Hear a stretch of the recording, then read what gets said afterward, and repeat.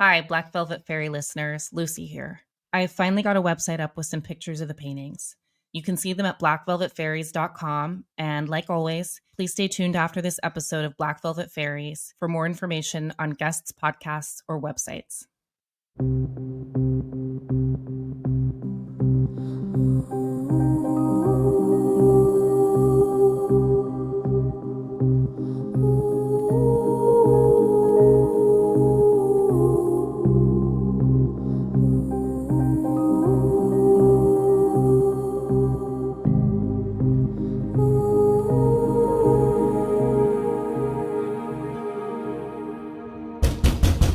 Hello? Coming! Are you okay in there? It's John from next door. Sorry, one second. Hi. Hi, are you okay? We heard a scream. Oh, I'm not sure. I just saw something at the window. At the window. A bird or an animal? No, it was a face. Like a person's face. A face. We're on the second floor. Well, I thought. I swear. I know it doesn't make sense. Maybe it was a reflection or something. You feeling okay? Yeah, I'm fine. You're shaking. You want me to come in and take a look around? No, thanks. Sorry, I'm just a little spooked. I'm gonna sleep with the lights on. You scared us half to death, you know. I'm sorry. Thanks for checking. I promise, no more screaming. Okay, good night. Thank you. Sorry. Good night.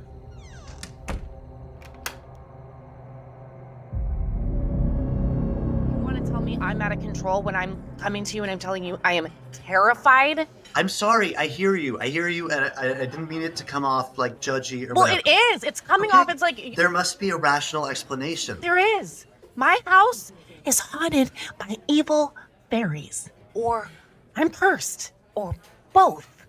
Like, neither seem like they quite qualify as rational explanations. Listen, you heard the recording. Well, mostly I heard you. You don't look right, Lucy. Thanks. No, I mean, have you been sleeping at all? This isn't about my lack of sleep. I'm worried, Luce. All of this is taking a real toll on you. I mean, it might have something to do with... There was a face at my window, James.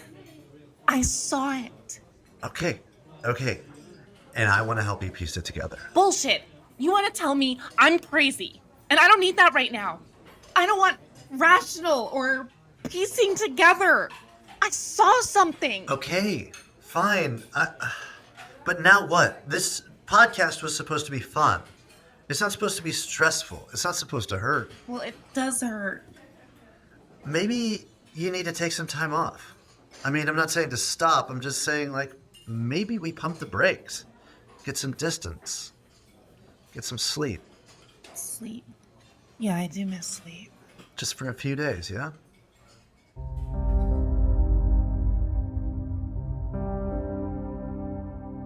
Okay, just getting in my car, getting ready to take off. I have this on so you guys can come with me. I'm traveling for work, leaving the paintings and the demon fairies and my grandmother behind for a few days. So let's just go. God, where do I put my keys? Oh, here we go. Let's get going. All right. So, no research, no interviews, no podcast, just work. Boring old work. Let me just get out here. You're gonna let me go? Okay, thank you. So, I don't know, maybe taking a few days off will just, give me some clarity. Some idea of, I don't know, what we're dealing with, what we have to do. I've got enough issues without things going all Salem's Lot in my bedroom. Anyway, I'm turning off the microphone for a little bit. Miss me. Okay.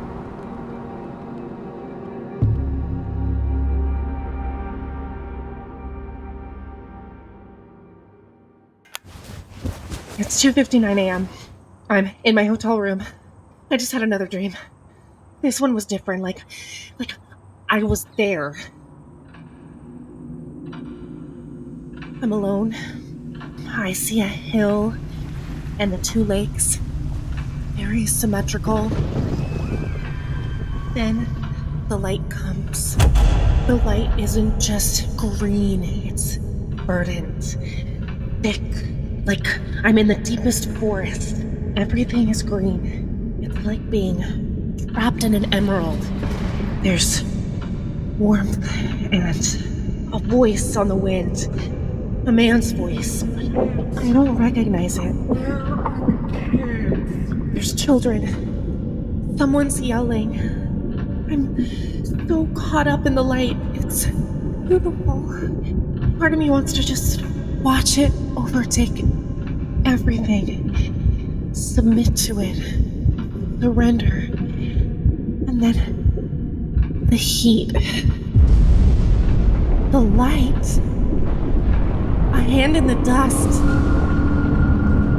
And then it's morning. My ears are ringing. There's a smell of dust on my pillow. Just a hint, but it's there. And as I'm wiping the sleep from my eyes, I can see movement on the edge of them. Like something's moving past my window, always just out of sight. This is the paintings. Being away didn't matter. It's happening everywhere, even in some stupid motel. I can't run away from this.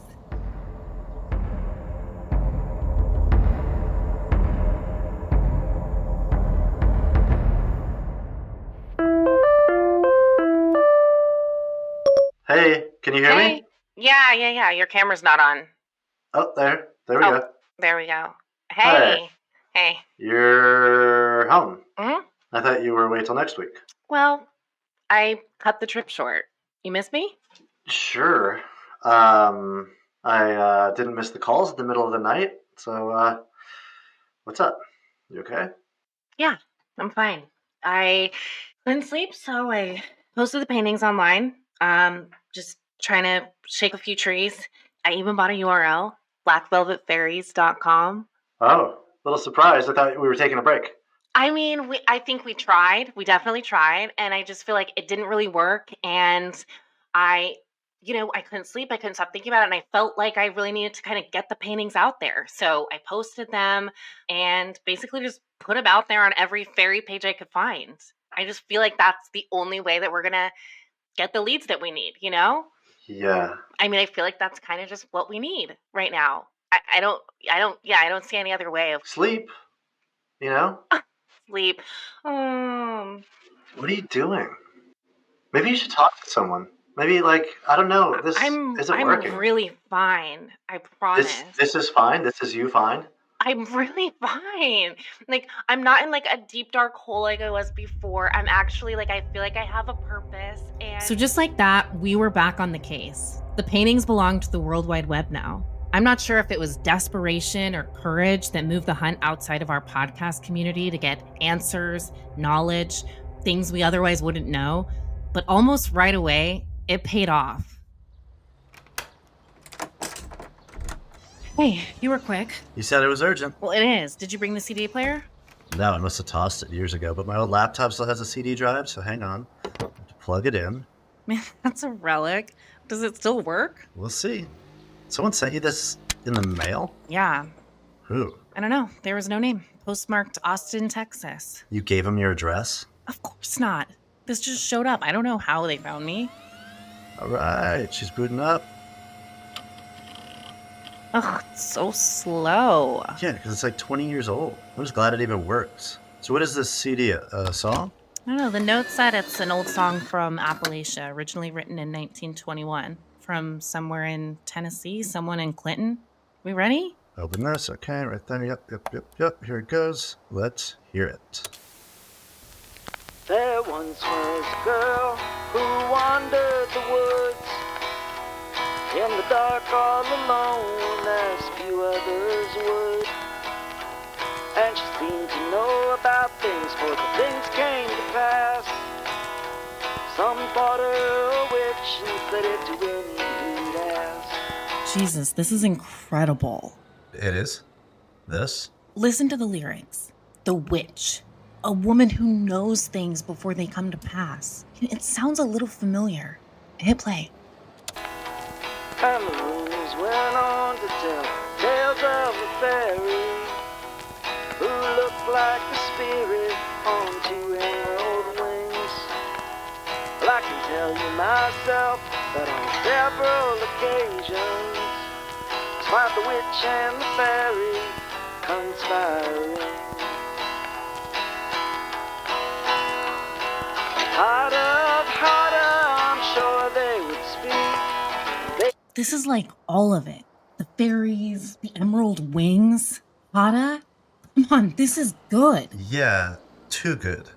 Too convenient, like Lucy's greatest hits. We finally have some evidence and it's a problem? It's compelling, but it's not evidence. James, come on. Let's listen to the whole thing before we make any snap judgments. They both made promises they knew they'd keep. From Hada in Hada, their love they would know for the rest of the days on Hada's Venus Road. That fairy weren't alone in pursuing her hand. In fact, I myself was hoping that I might be that man. But the day that I let my intentions be known was the day my heart broke and that way something on. Her words came out gentle, gentle but clear, that her heart now lived in a world without compare. But the fairy in his portal were the only way there. Portal. She's going to Hada. I guess so. It's exactly my grandmother's story. Well, not exactly. I mean, June didn't sneak off to Hada to hook up with some fairy lover. Well, it's about someone just like her from the olden days. Whoever it was, they went through a portal. They went off to Hada. Or maybe it's more metaphoric, like the portal is death and Hada is heaven or paradise or something. Like, it's all kind of generic. How do we know June didn't just hear this song and that's what her whole belief system was based off of? Really? For all we know, somebody just listened to the podcast and wrote this song to screw with us. James, you're really working to not acknowledge this connection. I mean, confirmation bias is a real thing. This isn't confirmation. These are specific things that we know. This is real. This happened. It's more than a song. It's history. Hada in Hada, their love they would know for the rest of the days.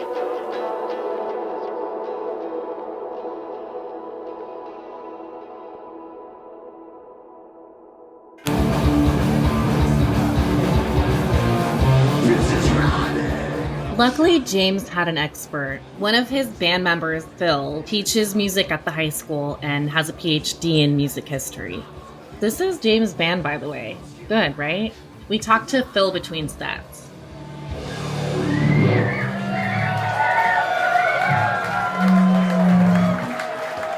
So, you're the infamous Lucy. Yeah. James, he talks about you all the time. I bet. Lots of venting. Oh, no. Hardly. He's a really great guy. That he is. He's a mediocre bass player, but he's a great guy. So, the song? Yeah, the song.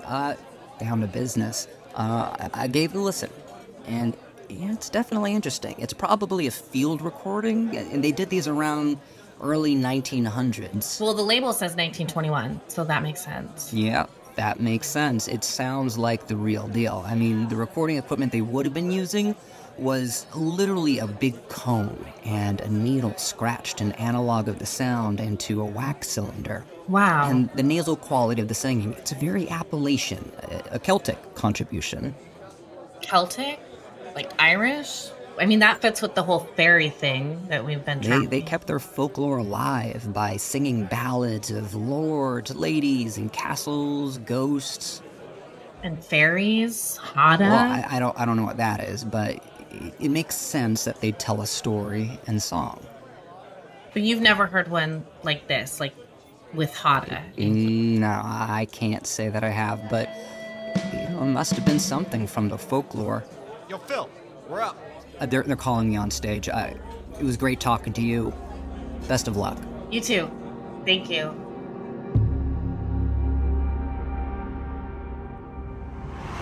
There was so much good stuff that he had to say about it, but this Hada thing, I don't know, it's got some serious mileage on it. It goes back to at least the turn of the century, probably well before that. It's weird that something that's been around so long isn't more widely known. I don't know, well, maybe it was once. Maybe it faded, or I don't know, was buried, but kept alive by people like my grandmother. Yeah, but still doesn't mean it's real. Well, maybe not, but it was real to her. Lucy, are you sure you're all right? This all seems like it's becoming, like, I don't know, all-encompassing. Yeah, but it's a good all-encompassing. It's about my family, my dreams. Hell, maybe even my purpose. You have a purpose, Luce. It's not fairies. I know you're worried, but I promise you this is a good thing. What if it's not? I promise you'll be the first to know.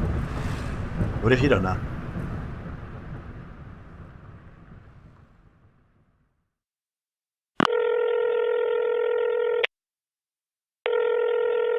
What's up? James. Oh, thank God. Someone was in my apartment. What? Are you okay? Yes, I came in and they took the paintings, James.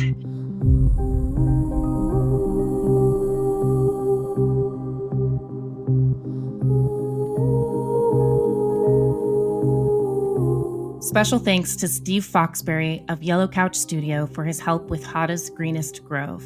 For more information on Steve's music management and studio, please visit yellowcouchstudio.com. To learn more about Black Velvet Fairies, go to emeraldanvil.com.